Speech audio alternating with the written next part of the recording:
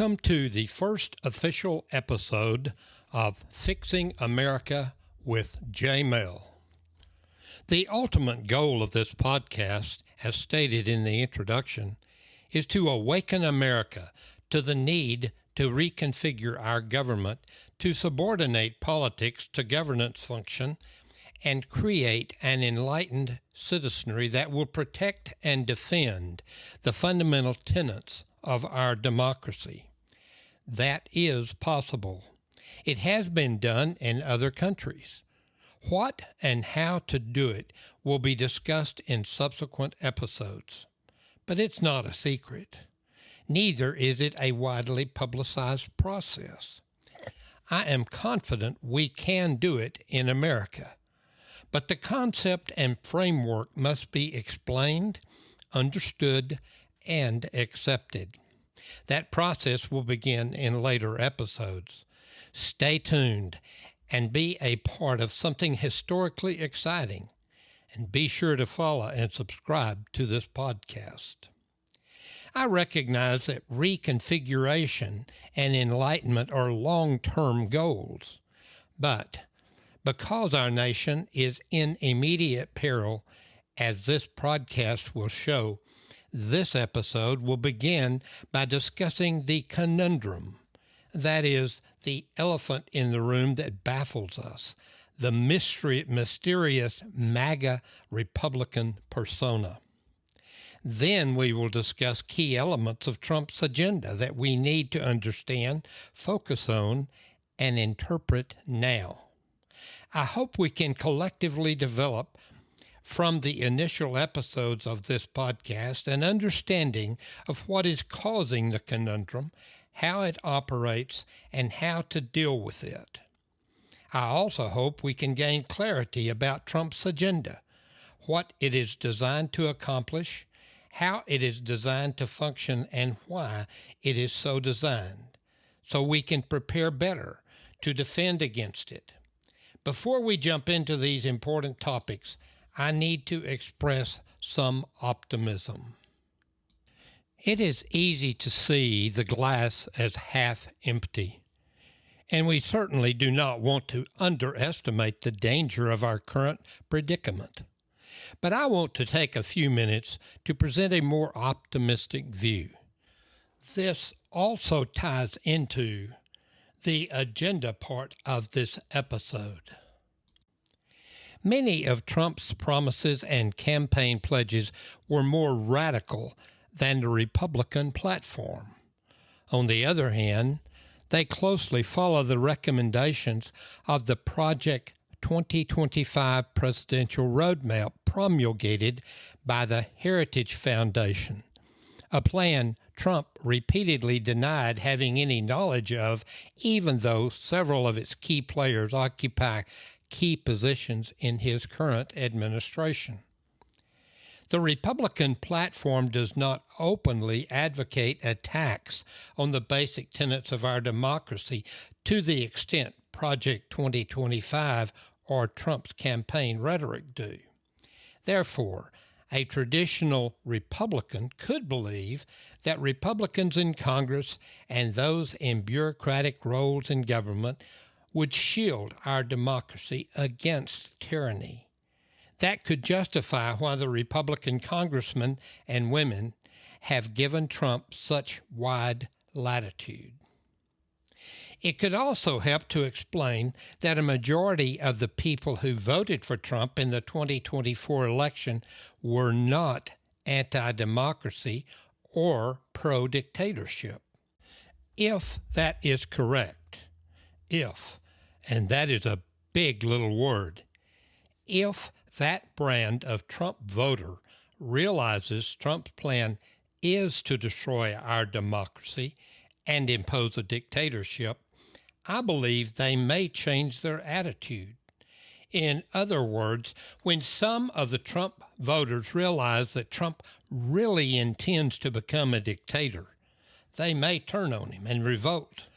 Let's take it one step further. According to a poll conducted on September the 8th, 2025, by The Economist YouGov, only 48% of Republicans self-identified as MAGA Republicans. Trump garnered 77,302,580 votes in the 2024 presidential election. Based on that poll, only 37,105,238 are still MAGA Republicans. Now, while that number seems daunting, it also means that 52% of them, or 40,197,342, while still Republicans, are not necessarily die-hard MAGA Republicans. This larger group of regular non-MAGA Republicans may not relish seeing our democracy destroyed, and that may free up a group of 40,197,342 voters who could turn on Trump and revolt. And there is more. Look at it this way. As of April 2025, approximately 236 million U.S. citizens were old enough to vote in the November 2024 elections. The United States Census Bureau reported that 174 million of those individuals were registered to vote. That means that only 21% of our registered voters are die-hard MAGA supporters, while 52% of the people who voted for Trump in the last election no longer self-identify as MAGA supporters. And between Trump's failure to control inflation, as he promised, his failure to end the Israeli-Hamas war, as he promised, his failure to end the Ukraine-Russia war, as he promised, his failure to make American economy great through his tariff policy, which has been a disaster, and his refusal to release the Epstein files, as he promised, his popularity has plummeted to an all-time low. Shoot, Trump may just implode, and his supporters may all move to the Mideast and become camel jockeys. Seriously, my point is that hope springs eternal. Even though Trump has made serious inroads towards authoritarianism or dictatorship, he ain't there yet. And he must get through us, ordinary Americans, to get to the finish line. And we are prepared to fight for our freedom. We cannot lose faith. We must continue to fight and resist at every turn. Peaceful protest help. Please get involved. Now, back to the conundrum.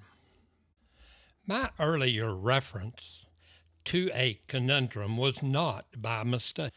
How many times have you listened to a newscast or talked to a right-wing friend and walked away shaking your head while whispering under your breath, "I don't understand. How can they say that? It doesn't make any sense." For example, when his supporter says, "Trump won the 2020 election," or denies that he asked the Georgia Secretary of State to find 11,780 votes to overturn the 2020 election. Such examples are prolific, and it prompts the question, what created this weird mindset? My research and reasoning may not be right, but it has given me peace of mind and an explanation that calms my tiny brain. And here is what I have discovered, and I hope it helps you.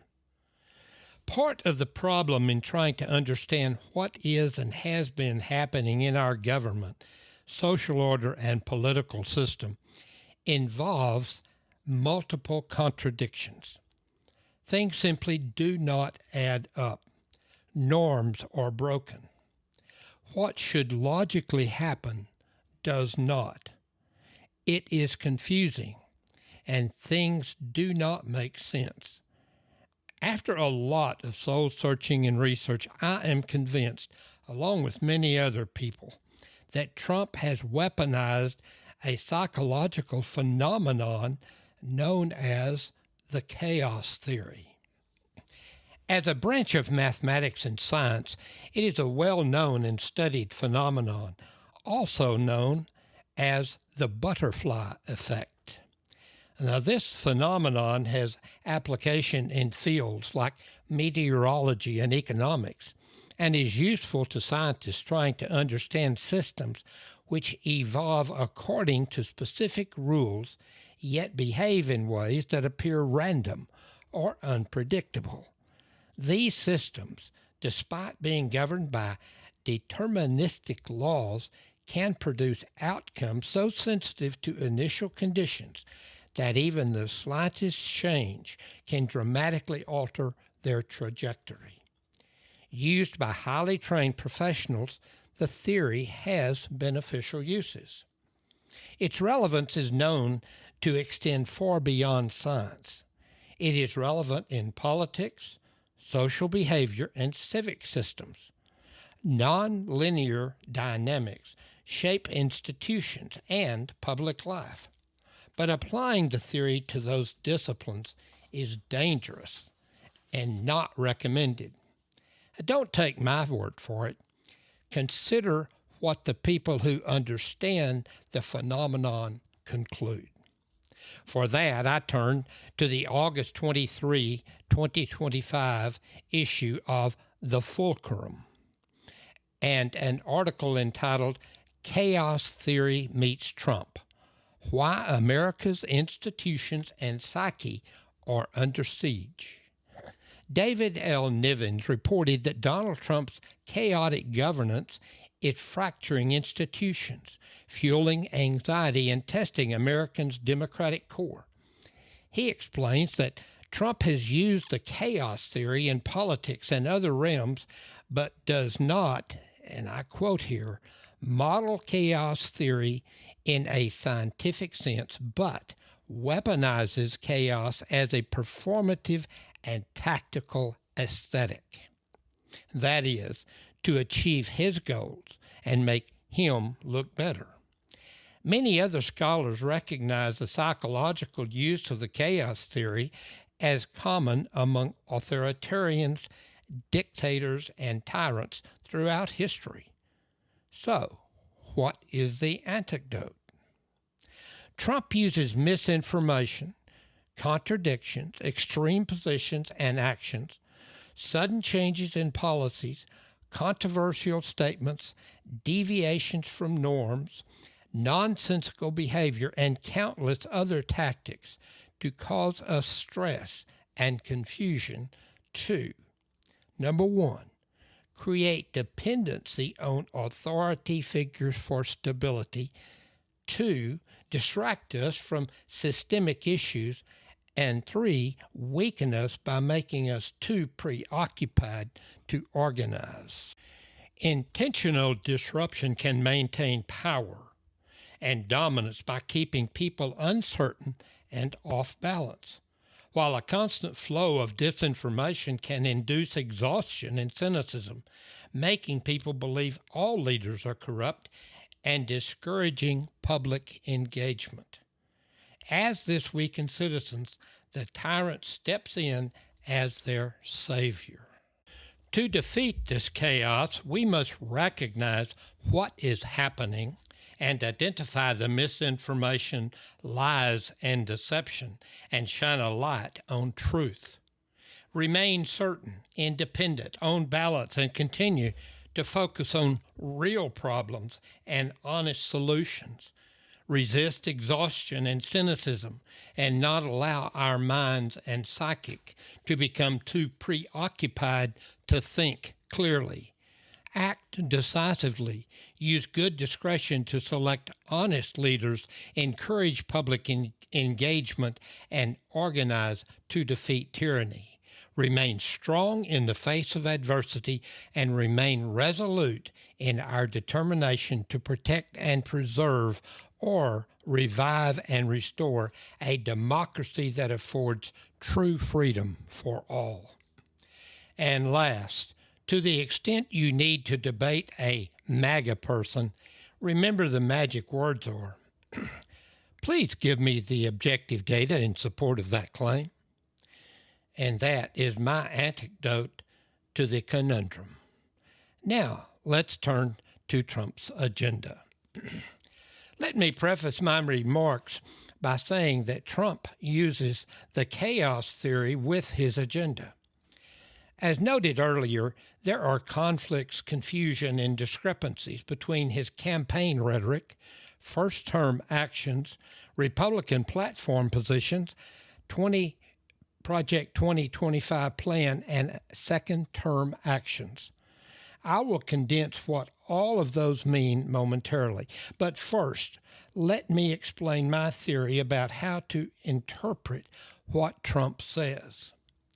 In my opinion, Trump has no respect for the truth.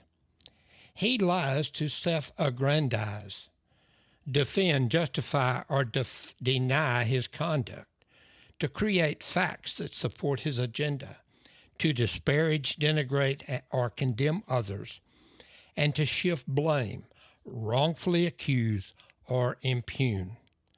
Statements made for those purposes are likely lies. But when he boasts about what he intends to do as president, especially those things that make him look strong or all-powerful, he is likely telling the truth. Heed those warnings. And now to the agenda. My analysis of Trump's agenda, based on a review of his executive orders, statements, and conducts, makes one thing crystal clear. His overarching goal is to consolidate executive power and institute a national America First agenda. That involves reshaping the federal government, aggressively pursuing specific policy priorities, and promoting conservative social and cultural values. In particular, he wants to reduce the power of the federal bureaucracy and increase the influence of the White House. He wants the ability to rule the country via executive orders. To execute that plan, he insists on loyalty to himself personally and not to the United States Constitution. In furtherance of those objectives, he ordered the termination of all diversity, equity, and inclusion programs, not just in government agencies, but even in private universities and some businesses. He has increased presidential control over independent government agencies, including the Department of Justice, the Department of Defense, and the U.S. Federal Reserve. He has defied orders of the federal judiciary, including the Supreme Court. He has directly usurped Congress's Title I authority to level taxes, Section 7 and 8, and effectively nullified the legislative branch's authority to oversee the executive branch. And through this control of the Department of Justice, he has effectively challenged at least one fundamental tenet of our Constitution's Bill of Rights, the right to due process. Now, instead of de-weaponization of the DOJ, he did the opposite. Under Trump, there is no pretense. The DOJ is an independent agency.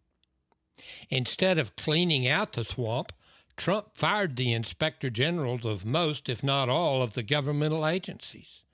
Those nonpartisan, independent individuals were legislatively designated and protected to police the government agencies.